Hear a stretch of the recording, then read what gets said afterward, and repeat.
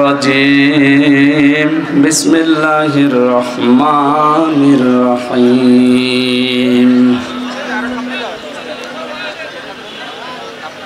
وضرب الله مثلا قرية كانت آمنة مطمئنة يأتيها رزقها رغدا من كل مكان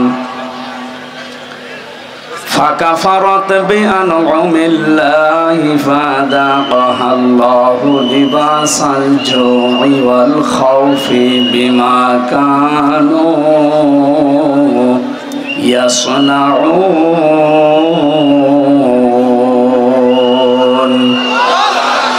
صدقت يا ربنا.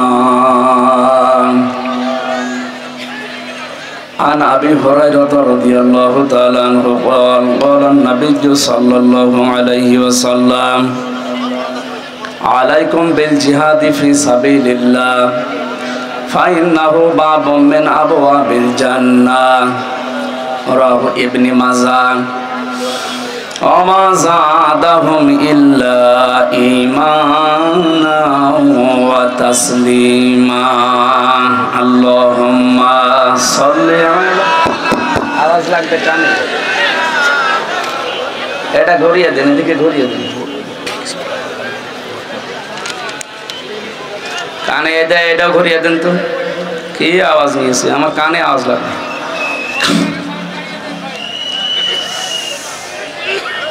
ঝিনাইদহ জেলার মহেশপুর থানার অন্তর্গত জলিলপুর মাদ্রাসা সংলগ্ন খেলার মাঠে ঐতিহাসিক তাফসীরুল কোরআন মাহফিলের স্বনামধন্য সভাপতি সাবেক উপজেলা চেয়ারম্যান অধ্যক্ষ জলিলপুর আলিম মাদ্রাসা মহেশপুর ঝিনাইদহ ইসলামিক চিন্তাবিদ শিক্ষাবিদ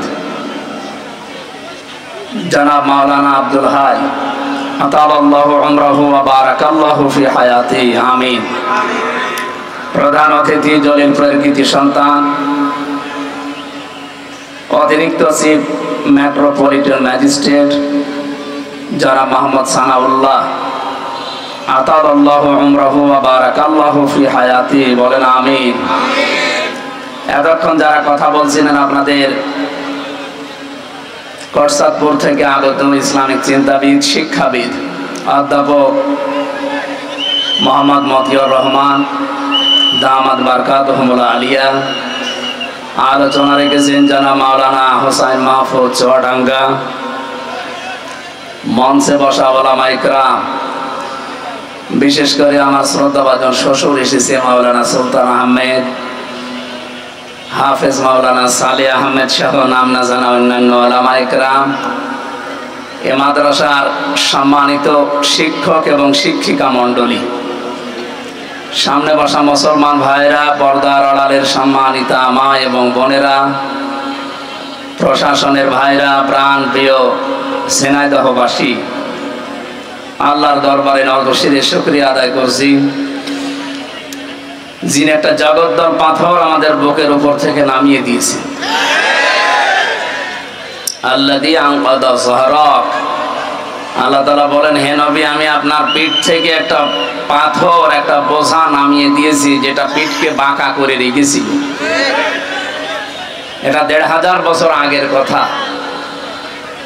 সেই জামানায় আয়ামে জাহিলিয়াতের যে অন্ধকারের যুগ অজ্ঞতার যুগ নবীজির পিঠকে বাঁকা করে রেখেছিল 2024-এর 5 আগস্টের আগ পর্যন্ত আমি জাহিলিয়াতের যুগ আমাদেরকেও বাঁকা করে রেখেছি ওটা ছিল আইএমএ এটা আমি শব্দ দুইটা কাছাকাছি প্রায় সুতরাং এরকম অন্ধকার এবং অজ্ঞতার যুগ যেন আর ফিরে না আসে সে ব্যাপারে আমাদেরকে সতর্ক থাকা লাগবে আমাদের উপর থেকে আল্লাহ এত বড় বিশাল বোঝা নামিয়ে দিলেন যে আমরা এখন কথা বলতে পারি প্রশ্ন আসতে পারে আমরা কথা বলতে পারতাম না হ্যাঁ পারতাম আল্লাহ যে ফোর্সে বলতে বলেছিলেন ওই ফোর্সে পারতাম না খালাকাল ইনসান আল্লামাহুল বায়ান আল্লাহ পাক বলেন আমি মানুষ বানিয়েছি আর মানুষকে কথা বলার শক্তি আমি দিয়েছি বিজ্ঞান এখন প্রমাণ করছে মানুষ যে কথা বলতে পারে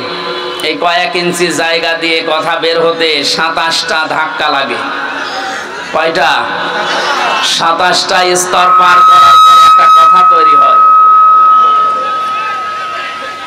এই বাকশক্তি এতদিন যারা রুদ্ধ করে রেখেছিল, আল্লাহ তাদের হাত থেকে আমাদেরকে মুক্তি দিয়েছে। বলেন আলহামদুলিল্লাহ। শুধু মুক্তি দেয়নি, আল্লাহ তাদের জন্য আমার মনে হয় নতুন করে কিছু আয়াত কোরআনে কারিমে আমরা এতদিনও জানতাম, কিন্তু বাস্তবতা বুঝতাম না। সূরা নমল 52 নম্বর আয়াত আল্লাহ পাক বলেন, ফাতিলকা বুয়ুতুহুম খাবিয়াতাম বিমা যালামু ইন্না ফি যালিকা লাআয়াতান লিকাউমিন ইয়ালামুন।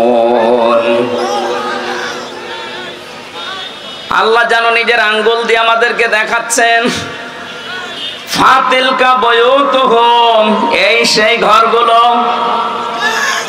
খাবিয়াতাম বিমা যালামু, যেগুলো আমি উজাড় গৃহ বানিয়ে দিয়েছি, জনশূন্য করে দিয়েছি, পরিত্যক্ত বানিয়ে দিয়েছি। বিমা যালামু, এই জালেমদের জুলমের কারণে। ঝিনাইদহবাসী আয়াতের দিকে তাকালে 2024 সালের 5 আগস্টের দিকে তাকালে পুরাপুরি মিলে যাচ্ছে। আপনি দেখেছেন 2024-এর আগস্টের 5 তারিখের বিকাল 5টা বাজতে বাজতে এই দেশে জালেমদের যত বসবাসের জায়গা ছিল আল্লাহ সব উজাড় গৃহ বানিয়ে দিয়েছেন। কে কথা বলে না কেন? আমার কুষ্টিয়ার হানিফ সাহেবের বাড়ির দিকে তাকান, বাড়িটা এখন পরিত্যক্ত। বিকাল 5টা বাজতে বাজতে দেখলাম মানুষ পায়খানার প্যান্ট পর্যন্ত খুলে নিয়ে চলে গেছে। এটা শুধুমাত্র কুষ্টিয়া না, 630টা থানা আছে এই দেশে। এখন যতগুলো থানায় আমি কম বেশি গেছি, কোন জালেমের ঘর দেশের মানুষ আর স্থির রাখে নাই, সব শেষ করে দিয়েছে।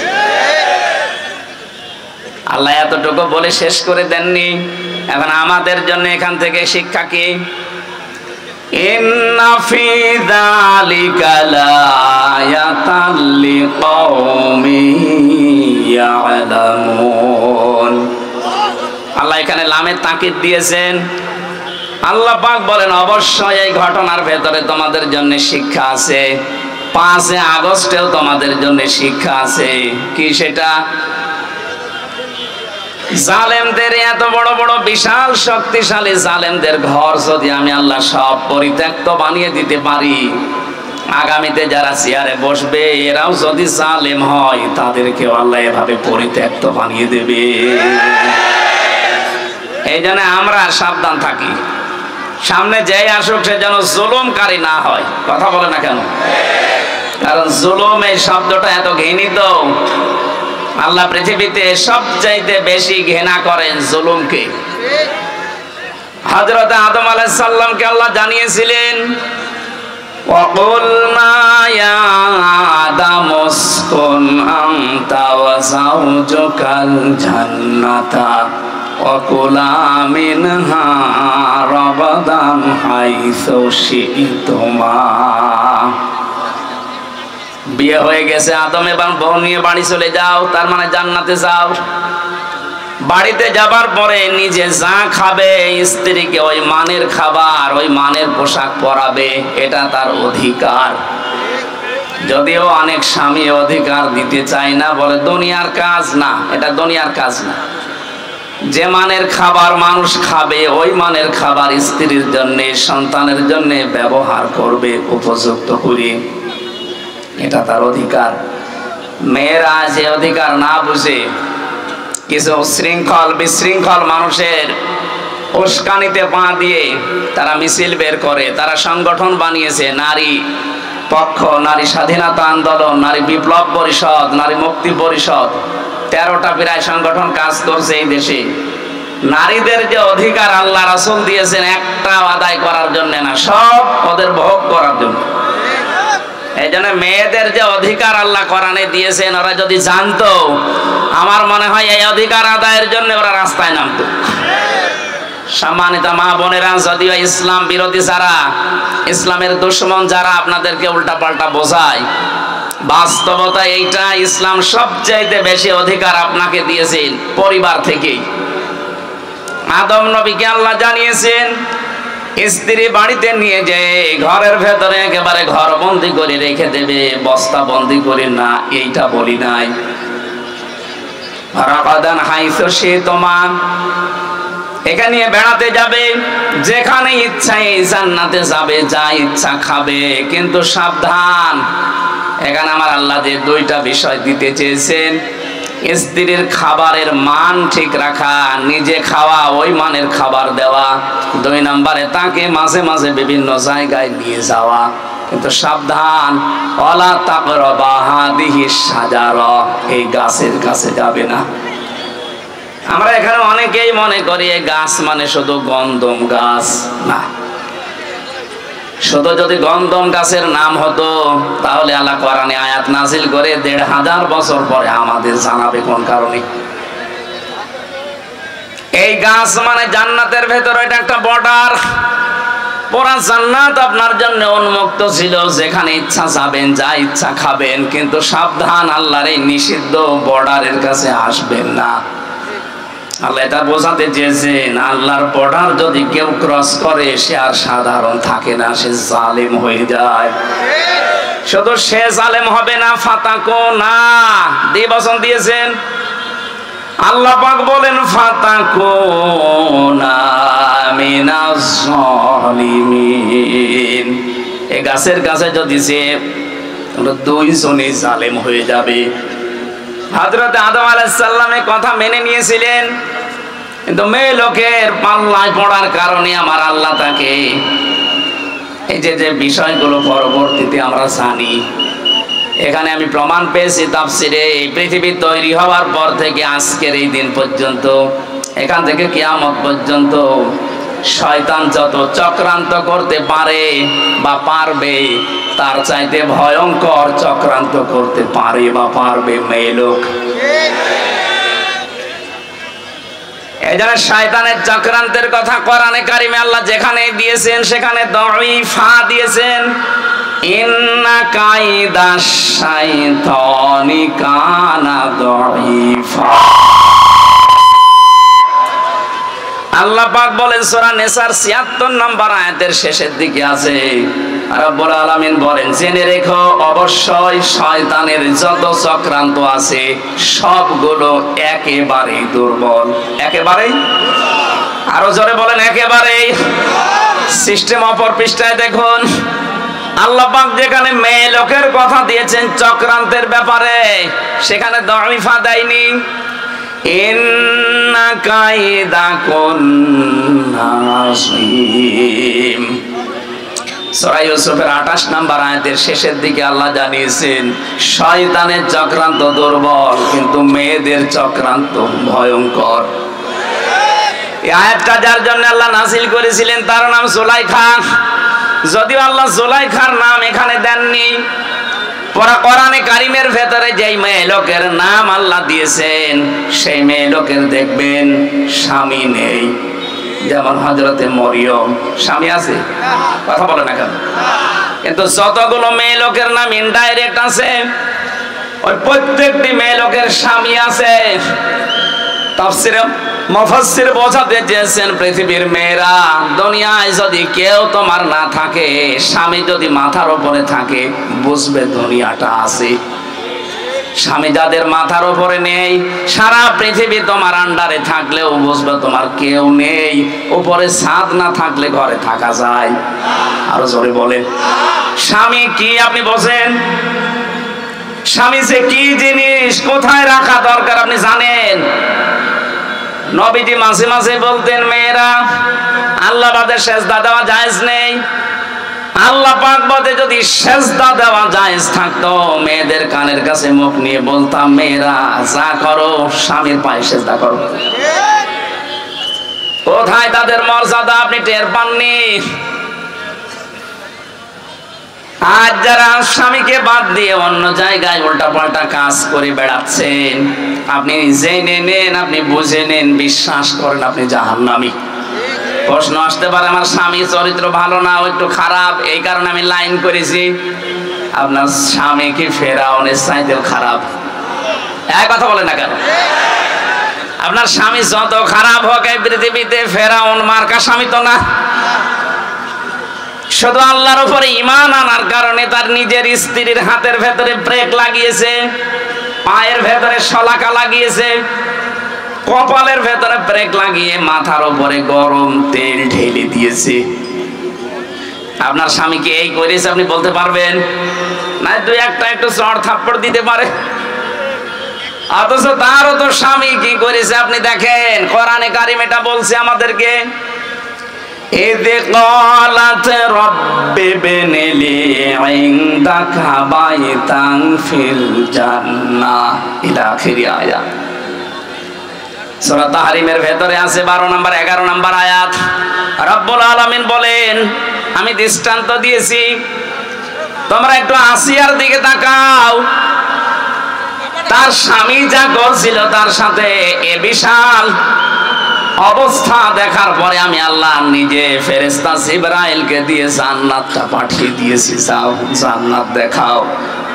হযরতে আসিয়া এই কঠিন অবস্থায় যখন জান্নাত দেখতে পেলেন, ডাক দিয়ে বলে, ফেরেশতা আল্লাহকে বলো জান্নাত শুধু না, এই জান্নাতে আমার জন্য একটা ঘর বানিয়ে দিতে, যেখানে বসে বসে আল্লাহকে সব সময় দেখা যায়।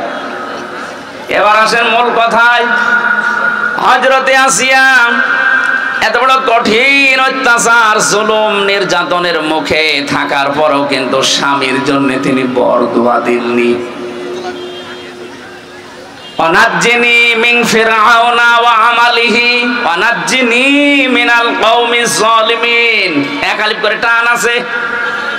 হযরতে আসিয়া বলেছিলেন, মাবুদ আমার স্বামী আমার উপরে জুলুম, অত্যাচার, নির্যাতন করছে, এই দৃশ্য দেখে তুমি যেন রেগে যেও না, তুমি আমার স্বামীর জুলুম থেকে আমাকে বাঁচাও, এবং আমার জুলুম যাদেরকে দিয়ে করে এর এই গুন্ডা বাহিনী, এই জালেমদের থেকে তুমি আমাকে বাঁচাও, কিন্তু আমার স্বামীর উপরে তুমি গজব দিও না। আপনি একটু খেয়াল করে দেখেন তো কোন পর্যায়ে দাঁড়িয়ে তিনি এই দোয়া করছেন, যেখানে জীবন মরণ নিয়ে টানাটানি, মাথার উপরে গরম তেল চলছে, চুলগুলো উঠে যাচ্ছে, উলঙ্গ অবস্থায় রেখে হাতে পায়ে ব্রেক লাগিয়ে কপালের ভেতরে শলাকা লাগিয়েছে। এই কঠিন মুহূর্তেও তিনি জুলুম একেবারে শেষ পর্যায়ে জর্জরিত, তারপরও স্বামীর জন্য তিনি বরদোয়া দেননি। বলেছিলেন, আল্লাহ তুমি আমার স্বামীর জুলুম থেকে আমাকে বাঁচাও। আপনি যে জান্নাতের আশা করেন আসিয়ার সাথে, আপনি মিলান তো আপনার জীবনে এটা পাওয়া যাবে? বলেন যে না ওর চরিত্র আসলে ভালো না, অন্যদিকে লাইন আছে। ফেরাউনের কি লাইন ছিল না? আপনার চাইতে ফেরাউন স্বামীর চাইতে কত গুণ খারাপ হতে পারে আপনি ধারণা করেন এই ঘটনা থেকে। এই জন্য বলছি, স্বামী যাদের মাথার উপরে আছে সে যেন মনে করে আমার মাথায় একটা ছাদ আছে। কি আছে? আল্লাহ রাব্বুল আলামিন এখানে আসিয়ার নামটা দেননি কারণ তার স্বামী ছিল, এখানে জুলাইখার নামটা সরাসরি দেননি কারণ তার স্বামী ছিল। স্বামী থাকা মানে দুনিয়া থাকা, স্বামী নেই আপনি অসহায় হয়ে পড়বেন। কত রকমের উলট পালট কথা, টিটকারি, মস্কারি, ফাউল কথা শোনা লাগবে সমাজে, আপনি টেরও পাচ্ছেন না। স্বামী বাদ দিয়ে যারা একা একা চলতে চান, বাবার বাড়িতে গিয়ে মন মতো চলবেন বলে আশা করে আছেন, আপনি ধ্বংস হয়ে গেছেন। হযরতে আসিয়া এবং জুলাইখার নাম কেন বললাম? তাদের নাম আল্লাহ কোরআনে দেয়নি কারণ তাদের স্বামী ছিল।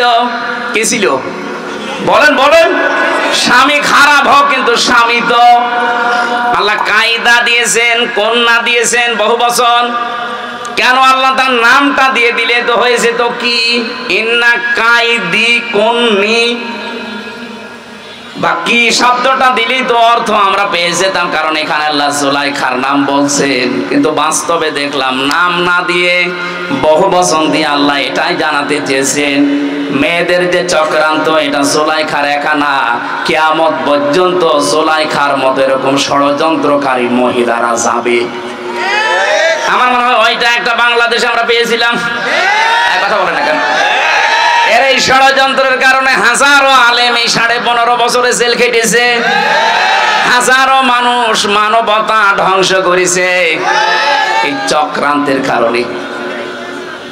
পাশের রাষ্ট্রে ছিল মায়ানমারে আরেকজন, ওর চক্রান্তে কত লক্ষ লক্ষ মানুষ দুনিয়া থেকে বিদায় নিয়েছে, ও নাকি শান্তিতে নোবেল পেয়েছে।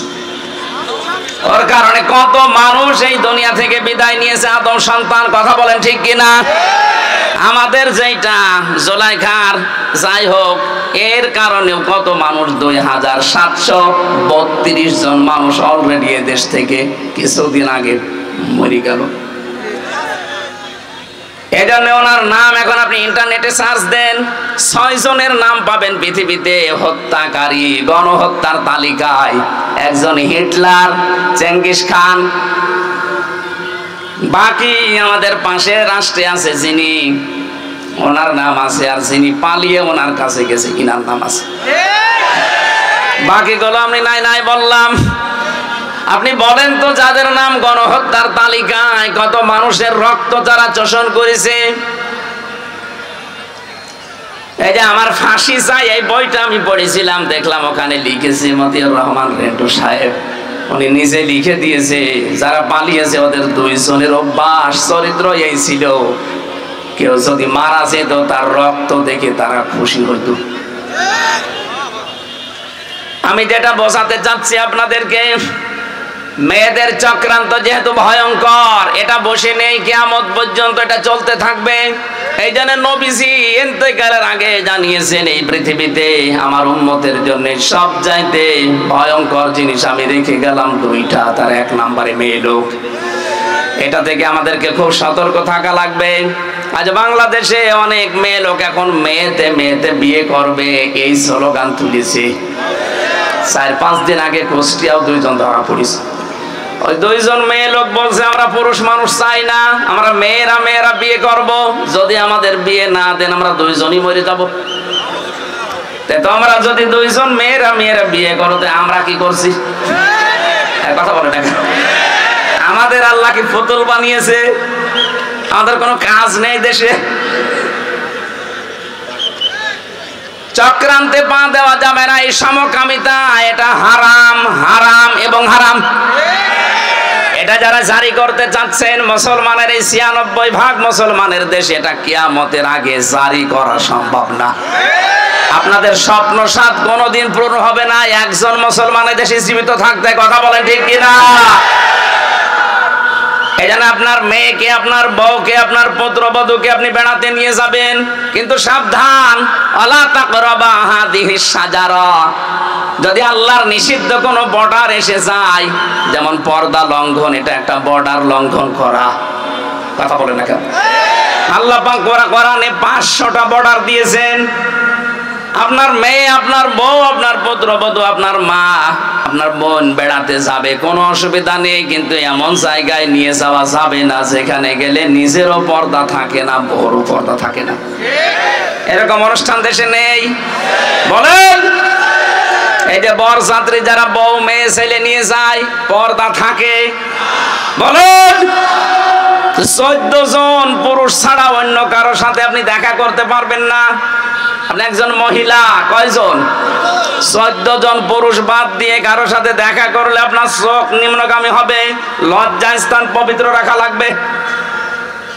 আমার মনে হয় বিবাহে বরযাত্রী যারা যায় ওদের আর কিছু না হোক, চোখের সেনা হতেই আছে। আজকে থেকে এখন আর বরযাত্রী যাবেন না, কারণ এটা ইসলামে নেই। ইসলামে আছে ওলিমা, জানি আপনি মানবেন না, কারণ এই দেশে ওলিমা নেই, এদেশে আছে বরযাত্রী। নবীজি বানিয়েছেন ওলিমা, আর আমরা বানিয়েছে বরযাত্রী। এটা হিন্দুদের কালচার। তাফসীর মাহফিল দিয়েছেন কিছু নেওয়ার জন্য, অন্তত এইটা নবীজির কাছ থেকে নেওয়া যাবে না। আমরা যারা অন্তত ছেলের বাবা আছি, আজকে থেকে সিদ্ধান্ত নেন নবীজির বাইরের এই হিন্দুদের কাজ আমরা আজকে থেকে আর করব না। অন্তত যতদিন বেঁচে আছি কোনদিন আর বরযাত্রী যাব? কারা কারা যাবেন না হাত তোলেন তো। এই আন্দাজে হাত তুলে মরবেন, সামনে আবার যাবেন, আপনি হাত তুলে তো মুনাফিক হবেন। একেবারে অটুট সিদ্ধান্ত নেন জীবনে বরযাত্রী যাব না। তারা তোলেন না, হাত তুলছেন না, তার মানে এলাকায় সমস্যা আছে। সমস্যা থাক, আপনার মানার দরকার নেই ভাই, আমার ওয়াজ করার দরকার করে যায়, আপনি শোনার দরকার শুনে যান। কি আশ্চর্য গো। অলিমা করবেন কারা কারা? অলিমায় যাবেন হাত তোলেন তো। হ্যাঁ বোঝা গেছে, খাওয়া যেখানে আমরা সেখানে। ইসলাম এই দেশে আমরা এমন ভাবে মানছি যে ইসলামে খাওয়া আছে সেখানে আমরা আছি, খাওয়া নেই সে যত বড় ইসলাম হোক ওখানে আমরা নেই। কথা বলে না কেন? আপনি ইসলামের নিয়ম নীতিগুলো দেখেন, এই দেশে যা পালন হয়, মানুষ মরে গেলে খাওয়া, মানুষ জন্ম নিলেও মুসলমানই দেয়, এরপরে খাওয়া, জন্মের দিনেও খাওয়া, সবে বরাতে খাওয়া, সবে মেরাজে খাওয়া, সবে কদরে খাওয়া, দই রোজায়, দই ঈদে খাওয়া, কেউ দাওয়াত দিলে সে যে অনুষ্ঠানেই হোক শুধু খাওয়া। বলেন খাওয়া ছাড়া ইবাদত দেশে কি আছে? যেটা ইবাদত সেটা কিন্তু নেই। কি সেটা কি আমরা আজকের আয়াত দিয়ে প্রমাণ করব ইনশাআল্লাহ। তাহলে আদম আলাইহিস সালামকে আল্লাহ বর্ডার দিয়েছিলেন, বর্ডার পার হলে আপনি জালেম হয়ে যাবেন। আমাদের সামনে সে বর্ডার আছে না বর্ডার উঠে গেছে? আরো জোরে বলেন। এজন্য আমরা এই 500 বর্ডার দুনিয়ায় দেওয়া আছে, বর্ডারের কাছে পর্যন্ত যেতে পারেন, বর্ডার যেন পার না হয়, ক্রস না হয়। বর্ডার ক্রস হলে আপনি জালেম হয়ে উঠবেন, যেহেতু আল্লাহর কাছে সবচাইতে ঘৃণিত জালেম কারা? আরো জোরে বলেন। এজন্য আগামীতে যারাই আসবেন এই লামে তাকিদ দিয়ে আমি এইটাই বোঝাতে চাচ্ছিলাম এতক্ষণ, আমি যাই করি অন্তত যেন জালেম হয়ে না যায়। অনেকে তো এখনো আন্টি শান্তি বসে বসে আছে, আর একটু পাইছি আর দেখেন কি করি। না, জুলুম করা যাবে না, তাহলে আপনার বাড়ি ঘরও এরকম পরিত্যক্ত হয়ে যাবে হানিফের মতো। এ জেলায় হয়েছে কিনা আমি জানি না, আমার মনে হয় সব গড়িয়ে দিয়েছেন আপনারা, কারণ জালেমদের ওগুলো চিহ্ন রাখে না। আল্লাহ নিজে ফাকতি আদাবিরুল কওমিল্লাযিনা যালামু, জালেমদের গোড়া কেটে দেয় কে? আমি আবার বলছি, যাই করি এই উম্মত যেন জালেম হয়ে না যায়। যদি জুলুম করে ফেলেন তামাম দুনিয়া আমাদের পক্ষে থাকলেও আল্লাহ বিপক্ষে চলে যাবে। আর যদি আমরা জালেম না হয়ে যদি মাজলুম হতে পারি, এতদিন যা মাজলুম অবস্থায় ছিলাম, সারা পৃথিবীতে এখন সবচাইতে বেশি মাজলুম জাতি আমরা মুসলিমরা। যারা মানবাধিকারের কথা বলে আমাদের পাশের এই দাদা বাবুরা, সবচাইতে বেশি মানবাধিকার লঙ্ঘন হয় তাদের দেশে। আপনি দেখেন ওরা আমাদেরকে এই কথা জানায় যে আমাদের দেশে সংখ্যালঘু নির্যাতন হয়, এটা মিথ্যা কথা। ইসকনের বিরুদ্ধে যেটা হয়েছে এটারা হিন্দু না, এটা হিন্দু কিসের? ইসকন হিন্দুদের সংগঠন নয়। এর প্রতিষ্ঠাতা যেই লোকটা প্রভুপাদ স্বামী, একটা ইহুদি, খ্রিস্টান চার্চে লেখাপড়া করে হিন্দুদের কিছু মানুষকে মোটিভেশন করে ও একটা নতুন হিন্দুদের ধর্মের বদনাম করার জন্য এই কাজটা আরম্ভ করেছিল। সুতরাং ইসকনের নাম নিয়ে আপনি বিশৃঙ্খলা করবেন, আপনাদেরকে কিছু বললে আপনি তারা দুনিয়ায় জানাবেন যে আমাদের সংখ্যালঘু নির্যাতন হচ্ছে। আজকে ভারতে তাকান, অনেক মসজিদ ভেঙ্গে ভেঙ্গে তারা আজ মন্দির বানাচ্ছে। এই কথা বলেন না কেন? বাংলাদেশে ইতিহাস আছে যে কোন মন্দির ভেঙে আমরা আজ পর্যন্ত মসজিদ বানিয়েছি? গতকাল ওরা জানিয়েছে আজমির শরীফের নিচে নাকি 1000 বছর আগে মন্দির ছিল, এখন ওইটা ভেঙে মন্দির বানাবে। এই ভুয়া কথা তুলে যদি আজমির শরীফে হাত দিতে চান, বাংলাদেশের ঢাকার ইসকন মন্দির যেটা স্বামীবাগে, এখন যদি বলি যে এটা 500 বছর আগে এখানে মসজিদ ছিল, এখন নেন ঠেলা। আর জালেমরা যখন কারাগারে যায়, জালেমরা যখন আদালতে ওঠে, তখন আমার মাঝে মাঝে মনে হয় দেখ কেমন লাগে। আমাদের যখন নিয়ে যেত আদালতে মাজায় দড়ি দিয়ে, ওরা ফিসাফিসি করতো, এর কাছে ও বলতো দেখ কেমন লাগে।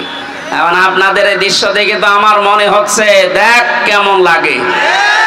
আজমির শরীফে হার দেবেন দেন, আল্লাহর ঘর মসজিদ গুলো ভাঙছেন ভাঙেন, 2-3 বছর পরে দেখবেন সারা পৃথিবীর যেখানে হিন্দু আছে তখন বলা হবে যে এখানে 1000 বছর আগে আমাদের মসজিদ ছিল। কি করবেন তখন? আপনারা সংখ্যায় তো বেশি না, তামাম দুনিয়ায় সবচাইতে বেশি খ্রিস্টান ধর্মের মানুষ, এরপরে আমরা। এক কথা বলে না কেন? খ্রিস্টান 250 কোটি আর আমরা 200 কোটি, হিন্দু আছে 130 কোটি। এক একজন যদি এক একজনকে আপনি ভাগ করে দেন তাও তো পারবেন না। সুতরাং যে ষড়যন্ত্র আরম্ভ করেছেন এটা থামান। ইউনূস সাহেবের এক কথায় আপনার সব উল্টাপাল্টা হয়ে গেছে, তাও তো কিছু করে নাই। ইউনূস সাহেব যদি যা বলেছিল ওইটা করতো, এতক্ষণ পর্যন্ত ভারত এই 7 সিস্টার সব ভেঙে গুড়িয়ে যেত। ওনাকে দুর্বল মনে করবেন না, ওনার পেছনে যা আছে আপনি টের পাচ্ছেন না। আজকে সকালবেলা আমি 45 মিনিট দেখেছিলাম আমাদের টকশো গুলো, পাগল হয়ে গেছে। এই জন্য যেটা রেকর্ড হচ্ছে সারা দুনিয়ায় যাবে, এটা শুধু এখানে সীমাবদ্ধ নেই। এই জন্য কথাগুলো বললাম, যারা এই ষড়যন্ত্রে মেতে আছেন, কিছু দালাল মিডিয়া সহ, আপনারা থামবেন। এই হাওয়া দিয়ে উস্কানি দিয়ে মানুষদেরকে বিপদে ফেলে দিয়েন না। হাজারো মানুষ কিন্তু জীবন হারাবে এই উস্কানিতে পা দিলে। আমরা এরকম কোন উস্কানিতে, ফেসবুকের কোন উস্কানিতে পা দেব না ইনশাআল্লাহ। আমরা যেন জালেম না হই, মাজলুম থাকি। আল্লাহ আমাদেরকে মাজলুম বানান, জালেম না বানান। বলেন আমিন। দরুদ আর সালাম পাঠ করার মাধ্যমে আমরা আরম্ভ করছি। সূরা নাহাল 112 নম্বর আয়াতটা পড়েছি। বাংলাদেশের সাথে আয়াতটা মিলিয়ে আমি একেবারে খাপের খাপ এই জায়গায় মিলাবো, তারপরে যাব। আল্লাহ পাক বলেন, দরাবাল্লাহু মাসালান ক্বরিয়াতান কানাত আমিনাতাম মুতমাইন্না। আমি একটা গ্রামের উদাহরণ দিচ্ছি তোমাদের সামনে। কে বলছেন? আল্লাহ বলেন একটা গ্রামের উদাহরণ তোমাদের সামনে দিলাম। কি ছিল সেই গ্রামে? 2টা কথা আয়াতে আল্লাহ দিলেন। কানাত আমিনাতাম মুতমাইন্না।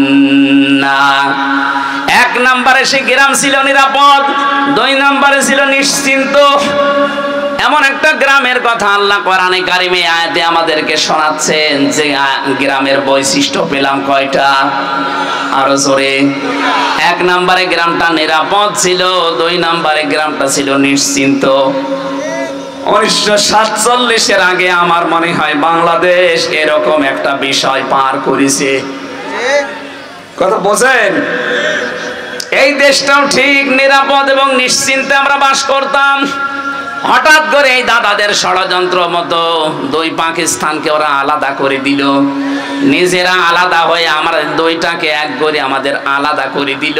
এরপরে তো আমাদের নিরাপদ এবং নিশ্চিন্ত জীবন উঠে গেছে, সব চাইতে বেশি উঠে গেছে।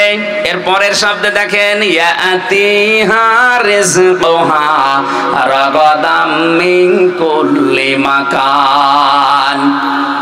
1947 আগ পর্যন্ত, যদিও এটা বাংলাদেশ সম্পর্কে না, এটা কাবা শরীফ নিয়ে আল্লাহ জানিয়েছেন মক্কা। তাফসিরে ইবনে কাসিরের ভেতরে মক্কা এই শব্দটা দেওয়া আছে। মক্কা তো এত নিরাপদ ছিল, তামাম দুনিয়ার ভেতরে ওই সময় এত নিশ্চিন্ত ছিল, বাইরের মানুষগুলো এখানে এসে নিরাপদ এবং নিশ্চিন্তে বাস করত। তামাম দুনিয়ায় 257টা রাষ্ট্র। 1947 সালের আগ পর্যন্ত আমি ইতিহাস যা পড়েছি, যারা মুরব্বী আছে জিজ্ঞেস করবেন, এই দেশেও নিরাপদ এবং নিশ্চিন্তে বাস করা যেত। ষড়যন্ত্র করে আমাদেরকে এমন একটা অবস্থায় 2টা জিনিস ওরা তুলে দিয়েছে। আজ আর নিরাপত্তা নেই, আমরা নিরাপদ না। 2 নম্বরে আমরা নিশ্চিন্তে বাসও করতে পারি না। আমাদের কাছে রিজিক, উপকরণ, জীবন উপকরণ যেগুলো আল্লাহ বিভিন্ন জায়গা থেকে পাঠাতেন, বিশ্বের বিভিন্ন জায়গা থেকে আমাদের রিজিকের ব্যবস্থা হতো। কারণ ওই সময়ের মানুষের ঈমান আর 2024 সালের ঈমান এক না। এই কথা বলে না কেন? ওই সময় আপনি ইতিহাস পড়েন বাংলাদেশের, ফজরের নামাজের পরে অনেকেই বাড়িতে কোরআন শরীফ তেলাওয়াত করে এরপরে কাজে কামে হাত দিত। কোরআন পড়লেই না, তারা কোরআনে কারিম বোঝার চেষ্টা ছিল, যা পড়তো ওটা প্র্যাকটিক্যাল লাইফে মিলাতো। 24 সালে এসে এখন আর ওইটা নেই। সকালবেলা শুরু হয় অনেকের বাড়িতে গান দিয়ে। কথা বলেন না কেন? আমরা আবার ওই পুরনো ঐতিহ্যে ফিরে যেতে চাই। ফজরের নামাজ অন্তত জামাতে পড়ার পরে নারী পুরুষ বাড়িতে হোক যেখানে হোক আল্লাহর কোরআন দিয়ে দিন শুরু হবে। কারা কারা এটা মেনে নিতে পারেন দেখি তো? লিল্লাহে তাকবীর। এই হাত তোলেনি কে দেখেন তো? আলহামদুলিল্লাহ। থাক, এই মাহফিল সাকসেস হবে যদি সকাল থেকে আমল শুরু হয়। আর এটা করার জন্য আপনারা এই মাদ্রাসা প্রতিষ্ঠা, এখানে কোরআন শেখানো হয় না। সুতরাং আমি আশা করব ছেলেদেরকে মেয়েদেরকে অভ্যাস গড়ে তুলতে হলে এরকম জায়গায় দেবেন। এখান থেকে আল্লাহর কোরআন জানবে, বুঝবে, পড়বে, সকালবেলা থেকে আমল শুরু করবে। তাহলে আপনার পরিবারে, সমাজে, রাষ্ট্রে একটা নিরাপদ এবং নিশ্চিন্তে বসবাসের গ্যারান্টি আমার আল্লাহ আপনাকে দিয়ে দেবেন। কারণ নিরাপত্তা এবং নিশ্চিন্ত শহর বানাতে পারেন কে? কোরআনে কারিমে আল্লাহ জানিয়েছেন, ওয়ামান দাখালাহু কানা আমিনা। এই ভালো করে খেয়াল করেন, ওয়ামান দাখালাহু কানা আমিনা। আল্লাহ পাক বলেন এই যে কাবা শরীফ যেটা, এখানে আসলে সে নিরাপদ। এখানে আসলে কি নিরাপদ? কেন? কারণ এই জায়গাটা কন্ট্রোল করছে আল্লাহ ফেরেশতাদেরকে দিয়ে। এই পৃথিবীতে একটাই জায়গা যেখানে তাকিয়ে থাকলে সওয়াব পাওয়া যায়, কাবা শরীফ। যতক্ষণ তাকিয়ে থাকবেন সগীরা গুনাহগুলো আল্লাহ সরিয়ে দেবে, আর একটা একটা করে নেকি লিখতে থাকবে। এখানে এরিয়ার ভেতরে কেউ প্রবেশ করলে সে নিরাপদ পেয়ে যায়, নিরাপত্তা পেয়ে যায়। এটা দেন কে? আরো জোরে বলেন। বাংলাদেশ তো আর কাবা শরীফ না। এই কথা বলেন না কেন? 6000 কিলোমিটার দূর আমরা কাবা থেকে। ওখানে গেলে যেহেতু নিরাপত্তা পাওয়া যায়, স্বস্তি পাওয়া যায়, শান্তি পাওয়া যায়, ভয় দূর হয়ে যায়। তাহলে আমাদের এই 56,000 বর্গ মাইল যদি আমরা নিরাপত্তা দিতে চাই, আল্লাহর কোনো ঔষধ নেই। সূরা আনআম 82 নম্বর আয়াত ভালো করে বাড়িতে মিলাবেন। আল্লাহ পাক বলেন, আল্লাযীনা আমানু ওয়া লাম ইয়ালবিসু ঈমানাহুম বিযুলমিন উলাইকা লাহুমুল আমনু ওয়া হুম মুহতাদুন। বলেন আল্লাহু আকবার। আল্লাহ বলেন যারা ঈমান আনে, আর ঈমানের সাথে কোনো মানুষ যদি তাদের শিরককে মিশ্রণ না করে, আমি আল্লাহ এই মানুষগুলো উলাইকা, যারা এখানে আলেম আছে, উলাইকা দিয়েছেন আল্লাহ যেন এভাবে ইশারা দিয়ে জানিয়েছেন, উলাইকা এই মহেশপুরের জলিলপুরের এলাকার এই মানুষগুলো লাহুমুল আমনু, এদের জন্য নিরাপত্তা। তাহলে আমরা যদি বাংলাদেশের 56,000 বর্গ মাইলকে শান্তি, স্বস্তি, নিরাপত্তা দিয়ে ঢেকে রাখতে চাই, এ দেশ থেকে জুলুম আর শিরিক বিদায় করা লাগবে। কথা বলেন না কেন? এদেশে জুলুম আছে না নেই? শিরিক আছে না নেই? সব চাইতে বড় শিরিক আমার আল্লাহর সাথে এখনো অনেকে করছেন, নাকি এটা বলবো না? আমি আগে আয়াতটা বলি, তারপরে আমার গাড়ি আর দোষ আসবে না। এটা আয়াত নাম্বার 65 নাম্বার আয়াত। এটা সূরা জুমারের। আগে আয়াতটার দলিল বলি বাণিজ্যে, আপনি মেলাবেন, তারপরে আপনার নিজের উপরে দোষ ফেলবেন, আমার উপরে না। ওয়ালাকাদ উহিয়া ইলাইকা ওয়া ইলাল্লাযীনা মিন ক্বাবলিকা লাইন আশরাকতা লা ইয়াহবাতান্না আমালুকা ওয়া লা তাকুনান্না মিনাল খাসিরিন। আল্লাহ পাক বলেন, অবশ্যই হে নবী আপনার প্রতি আমি ওহী করলাম, আপনার প্রতি আমি ওহী করলাম। এইটা আপনার পূর্বে যারা দুনিয়ায় এসেছিল তাদের প্রতি আমি একই ওহী করেছিলাম। দুনিয়াতে যাই করেন না কেন, লাইন আশরাকতা, আপনিও যদি শিরিক করেন, কে বলছেন? আল্লাহ। কাকে বলছেন? এই ভালো করে শুনেন, এটা কে বলছেন বলেন তো? কাকে বলছেন? রাসূলুল্লাহ কাকে? আল্লাহ লাইন আশরাকতা, যদি আপনিও শিরিক করেন, লা ইয়াহবাতান্না আমালুকা, আপনি যত আমল করেছেন দুনিয়ায় সব আমি আল্লাহ নষ্ট করে দেব, ধ্বংস করে দেব, ব্যর্থ করে দেব। এতটুকু আল্লাহ শেষ করেননি, ওয়ালা তাকুনান্না মিনাল খাসিরিন, লামে তাকিদ নুনে সাকিলা। আল্লাহ বলেন আমি গ্যারান্টি দিয়ে বলছি আপনাকে আমি ক্ষতিগ্রস্তদের ভেতরে ফেলে দেব। নবীকে যদি আল্লাহ বলতে পারে, আমরা কোথাকার কে? এবার আসেন একটা আমাদের দিকে নিয়ে যায়, এক কথায় জবাব দিচ্ছি। এই এদিকে তাকান, আল্লাহ যেটা পারে ওইটা অন্য কেউ পারে, এই বিশ্বাস করার নাম শিরিক।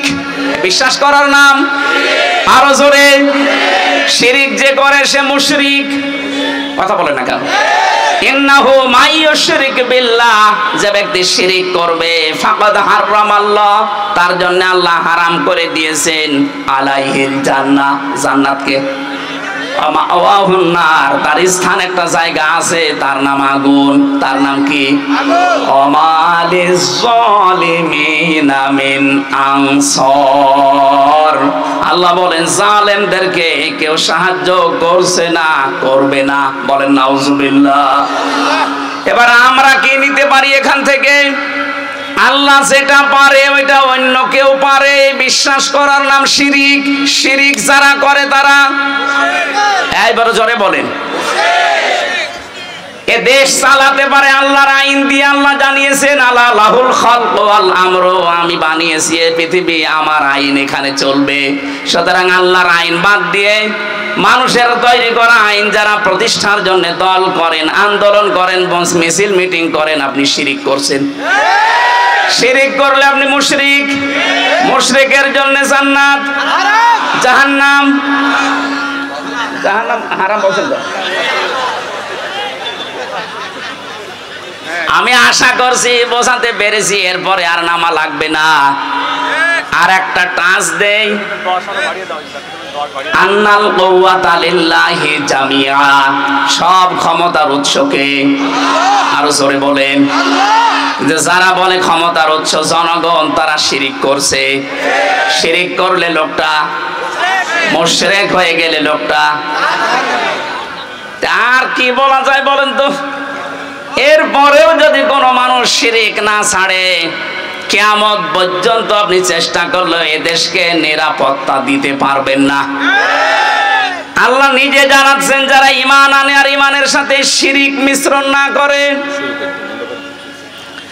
শিরিক মিশ্রণ যারা না করে, তাদেরকে আমি নিরাপত্তার দায়িত্বে নিয়ে নিলাম, তারাই নিরাপত্তার হকদার। সুতরাং যত ষড়যন্ত্র বাইরের দেশ থেকে চলছে, যারা করাচ্ছে, এই সবগুলো থেকে মুক্ত হওয়ার জন্য এখন এদের শিরিক মুক্ত করা লাগবে। নিজেরা শিরিক করব না, কেউ করলে করতে দেব না। বলেন, বিশেষ করে আমরা ৯৬% মুসলমানেরা, অন্য জাতি যারা আছে ৪% দ্বারা করে গা, ওদের দ্বারা কিছু হবে না। আমরা মুসলমান হয়ে যদি আমরা শিরিক করি, এ দেশ আল্লাহ অস্থিতিশীল বানিয়ে দেবে। কথা বলেন ঠিক কিনা? আল্লাহ পাক বলেন আমি রিজিক পাঠাতাম বিভিন্ন জায়গা থেকে তাদের কাছে, কিন্তু তারা সব চাইতে বড় নাফরমানি করেছিল। ফাকাফারাতে বিআনউমিল্লাহ, আমি আল্লাহর নিয়ামতকে তারা ঢেকে ফেলেছিল, গোপন করেছিল। এবার আপনি এই ৫৩ বছর মিলান, সূরা ইব্রাহিমের ভেতরে আছে। আল্লাহ রাব্বুল আলামিন বলেন আলাম তারো ইলাল্লাযীনা বাদদালু নি'মাতাল্লাহি কুফরা ওয়া আহাল্লু কওমাহুম দারাল বাওয়ার জাহান্নামা ইয়াসলাউনাহা ওয়া বিইসাল করার। নবী আপনি কি ওদের দিকে দেখেননি যে মানুষগুলো আল্লাহর নিয়ামতকে বদল করে ফেলেছিল, পাল্টিয়ে ফেলেছিল? এদেশে আল্লাহর নিয়ামত এই, আমি একটা একটা করে প্রায় ৫০০টা বলতে পারবো। এখন একটা বলছি, পর্দায় থাকা মেয়েদের জন্য এটা নিয়ামত কিনা বলেন তো? বলেন বলেন।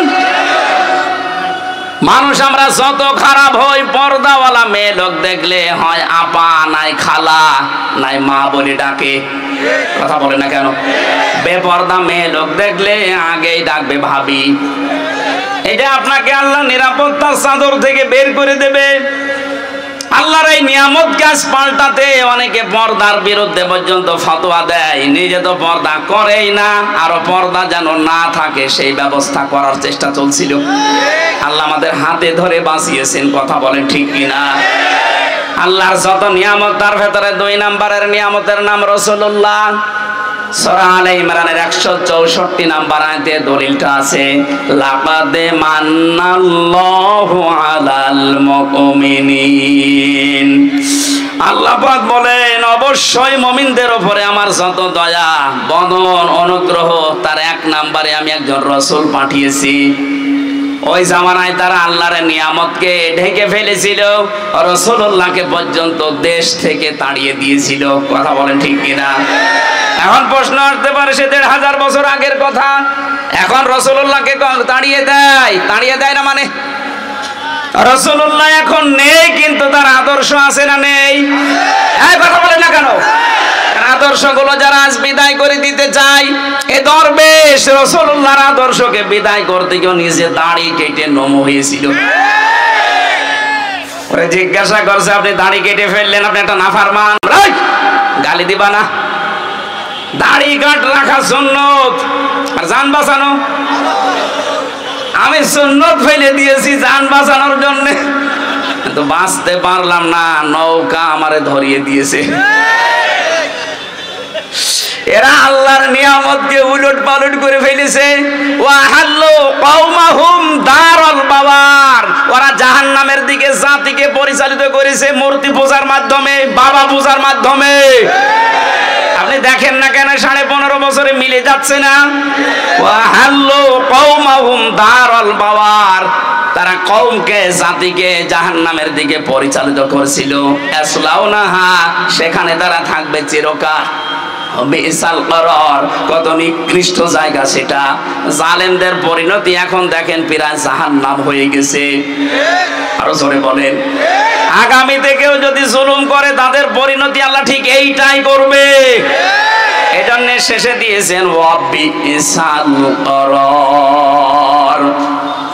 আমি যেটা বলছিলাম, নিয়ামত বেজারা শুকরিয়া আদায় করে না, এই মানুষগুলোকে আল্লাহ 2টা আযাব দিয়ে পোশাক পরিয়ে দেন। ফাদাকাল্লাহু লিবাসাল জুই ওয়াল খাউফ। 1 নম্বরে আল্লাহ আস্বাদন করার মজা চাকান। এত নিয়ামত দেওয়ার পরও যখন মানুষ মানে না, তার 1 নাম্বার শাস্তি হিসাবে আল্লাহ ক্ষুধা দেয়, 2 নম্বরে ভয় দেয়। বিমা কানু ইয়াসনাউন, কারণ তারা যা করেছে এর প্রতিদান এইটা। এদেশে 15.5 বছরে আলেমদের উপরে যত জুলুম, অত্যাচার, নির্যাতন হয়েছে, বাংলাদেশ স্বাধীন হওয়ার পর থেকে এত বেশি হয়নি। কথা বলেন ঠিক কিনা? ওই জামানায় তারা রাসূলুল্লাহকে মানে নাই, কষ্ট দিয়েছে। এই জন্য আল্লাহ ভয়ের পোশাক, ক্ষুধার পোশাক তাদেরকে পরিয়েছেন। এই জামানায় যারা রাসূলের নেই, কিন্তু রাসূলের উত্তরাধিকারী আলেমরা আছে, এদেরকে যারা সম্মান দেয় না, এদের মতামত নেয় না, এদেরকে আরো জুলুম, নির্যাতন, অত্যাচারের জর্জরিত করে, তাদের জন্য আল্লাহর শাস্তি 2টা। 1 নম্বরে দুর্ভিক্ষ, খাবার থাকলে আপনি খেতে পারবেন না। জেলখানা এখন যারা আছে, এই যে জালেমগুলো ধরা পড়েছে, আপনি তাকান, এদের টাকা পয়সা কম নেই। এই যে আমো সাহেব টাকার উপরে ঘুমাইতো, কর্নেল ফারুক খান, ওর খাটের নিচে কত টাকা পাওয়া গেছে। সব চাইতে বড় ধনী বাংলাদেশে এই দরবেশ, অথচ এখন আমাদের মতো এই মাটিতে এখন শুয়ে আছে ফ্লোরে। বাইরের থেকে যদি কেউ টাকা পয়সা তাদের জন্য না পাঠায়, জেলে যে অবস্থা দেখেছি, ও এমনি টেনশনে মরে যাবে। আল্লাহ রাব্বুল আলামিন জানিয়েছেন এইটাই, যে যারা আমার নিয়ামত পাওয়ার পরে শুকরিয়া আদায় করে না, এই মানুষগুলোর জন্য আমি আল্লাহ 1 নম্বরে ক্ষুধা, অভাব, দুর্ভিক্ষ, 2 নম্বরে ভয়, এটা আমি ঢুকিয়ে দেই, জাতির সামনে যেন এইটা না আসে। এবার আসেন আয়াতের তাফসিরে প্রবেশ করছি, ঐতিহাসিক প্রেক্ষাপট। নবীজি বলেন আমি যখন জিবরাইলের সাথে উপরে যাচ্ছিলাম আল্লাহর সাথে দেখা করার জন্য মেরাজে, আকাশে ওঠার সময় দেখলাম কিছু মানুষ কিছু পিপিলিকা উপরে উঠতেছে কালো কালো, আবার কালো কালো পিপিলিকা নামতেছে। জিজ্ঞাসা করলাম আখে জিবরাইল, হে ভাই জিবরাইল, কালো কালো কি ওঠে, কালো কালো কি নামে? ফেরেশতা বলে হে নবী আপনার উম্মতের আছে অপরাধ করে, গুনাহ করে, পাপ করে, পাপগুলো কালো পিপিলিকা হয়ে উপরে যাচ্ছে। আর ওই যে নামতেছে ছোট ছোট পিপিলিকা, আল্লাহ পাক এই পাপের কারণে দুনিয়ায় যে আযাব গজব গুলো পাঠাবে ওইগুলো পিপিলিকা আকারে যাচ্ছে। এই আয়াত থেকে প্রমাণ হয় দুনিয়াতে আমরা যা করি এই গুনাহর কারণে আল্লাহ আমাদের জন্য শাস্তি নির্ধারণ করে পাঠায়। এজন্য এমন কোন অপরাধ গুনার কাছে নিজেদেরকে জড়াবো না যে গুনার কারণে আল্লাহ আমার উপরে আবার গজব নাজিল করে। কথা বলে ঠিক কিনা? সবচাইতে বেশি গজব নাজিল হয় মানুষের এই অশ্লীলতার কারণে। এটা এখন আমাদের হাতের ভেতরে শুয়ে গেছে। ইন্ডিয়ায় যে পুনাপ করা পত্রিকা আকাশ সংস্কৃতির নামে মোবাইল, কম্পিউটার, টেলিভিশন আকাশ সংস্কৃতিতে যেগুলো পাঠাচ্ছে এর দ্বারা সবচাইতে বেশি ক্ষতি হচ্ছে মানুষের চরিত্রের। আরো জোরে বলে, আমরা গোপনে যে গুনাহগুলো আজ করছি এই গোপন গুনার কারণে আল্লাহ কিন্তু শাস্তি পাঠাবে। আপনি দলিল হিসাবে সূরা রুমের 41 নাম্বার আয়াতটা দেখতে পারেন, যাহারাল ফাসাদু ফিল বাররি ওয়াল বাহার বিমা কাসাবাত আইদিন নাস। আল্লাহ বলেন জলে স্থলে যে বিপদ আপদগুলো দেখতে পাও, বিশৃঙ্খলা, একটাও আমি পাঠাই না, এগুলো সব তোমাদের হাতের কামাই করা ফসল। সুতরাং আমরা গুনাহ করলে আমাদের কপাল নষ্ট হবে। কথা বলেন ঠিক কিনা? গুনাহর কারণে মানুষের ভাগ্য নষ্ট হয়, সে গোপনে বলেন আর প্রকাশ্যে বলেন। এই 15.5 বছরে তো প্রকাশ্যে জুলুম চলেছে, এখনো পর্যন্ত অনেকের জুলুম থেমে নেই, গোপনে চালাচ্ছে। এই কথা বলে না কেন? কত মানুষ এখনো পর্যন্ত বাজার ঘাট এমনকি বিভিন্ন জিনিস দখল করার মাধ্যমে মানুষের উপরে জুলুম চলছে। এটা বন্ধ করা দরকার, কারণ এই জুলুমের কারণে যে গজব আসবে আপনি একা মরবেন না, আমারে নিয়ে মারবেন। 2 তলা নৌকা চলছিল, উপর তলায় আমরা মনে করেন 50 জন আছি, নিচ তলায় আছে 50 জন। পানি নেওয়ার জন্য সবসময় উপরে আসা লাগে। আমরা উপরে যারা আছি যদি বলি বেন ডিস্টার্ব করেন কেন, নিচে তো পানি আছে, একটা তক্তা খুলে নিলেই তো হয়। ওরা বলছে ঠিক আছে আর আসবো না, নিচে যে রাগ করে একটা তক্তা খুলতেছে। ওপরে আমরা যারা আল্লাহর ওলি মার্কা মানুষ বসে আছি যদি বলি যে যা করছে করুক গা, লা ইলাহা ইল্লাল্লাহ, বাঁচতে পারবেন? বলেন বলেন। আপনাকে বাধা দেওয়া লাগবে, নিচে যে তক্তা খুলতেছে যদি বাধা না মানে মারা লাগবে, না মায়ে যদি না মেরে ফেলা লাগবে, কারণ আমাকে বাঁচা লাগবে। কথা বলেন ঠিক কিনা? ও যদি জোর করে তক্তা খোলে নিচে ডুববে না, আমারে নিয়ে ডুবাবে। এখানে যদি কাবা শরীফের ইমামও থাকে সেও ডুববে। এজন্য আমরা চাই, জুলুমের কারণে দেশটা গোল্লায় গেছে, আবার যদি কেউ জুলুম করার চেষ্টা করেন গজব তো আসবে। ওই যে পিপিলিকা হয়ে নামতেছে, এই গজব আসলে শুধু আপনি একা ধ্বংস হবেন না, আমাদেরকেও নিয়ে মারবেন। এই জন্য আমাদের বাঁচার তাকিদে হলেও আমাদেরকে বাধা দেওয়া লাগছে। জুলুম করব না, জুলুম করতে দেব না। কথা বলেন ঠিক কিনা?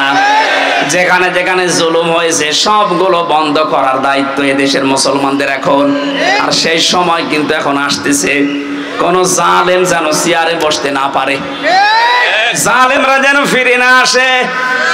যে জালেমরা পালিয়েছে এখনো পালাবে, ওদের তালিকা করে করে মোড়ে মোড়ে টাঙিয়ে দেবেন। যাদের কারণে আলেমরা এদেশে কথা বলতে পারে নাই, এ মাইক কেড়ে নিয়েছে, কয় আপনি কোথায়, আজকে আসেন, মাইক দিয়ে দিলাম, নেন আসেন, মাইক নেন তো দেখি কেমন সাহস আপনার, আজকে আসেন। কুষ্টিয়াতে যাদের কারণে আমি কোরআনের কথা বলতে পারতাম না, মাঝে মাঝে বলি কই আসেন, কেউ আসে না, সব পালিয়েছে। এখানে যারা ঢুকতে দেয়নি, এই মহেশপুরে আসার কথা ছিল, আল্লাহর ওলি আসতে দেয়নি। কোথায় আপনি আসেন, আওয়াজ আপনার বাড়িতে যাচ্ছে আমি জানি, আসেন। আজকে মাইক কেড়ে নেন, মাইক আমি আজকে দিয়ে দিলাম, নেন। মহেশপুরবাসী মূল কথা এইটা, আমরা যে যে ধরনের অপরাধ করব এই অপরাধের কারণে কিন্তু এই পৃথিবীতে আযাব আর গজব নাজিল হবে। এজন্য আমরা নিজেদেরকে সংযত থামাবো। কথা বলে ঠিক কিনা? যদি না থামাতে পারেন, আয়াতের পরবর্তী যে শব্দগুলো এবার আল্লাহ বলছেন, নাকি শেষ করে দেব?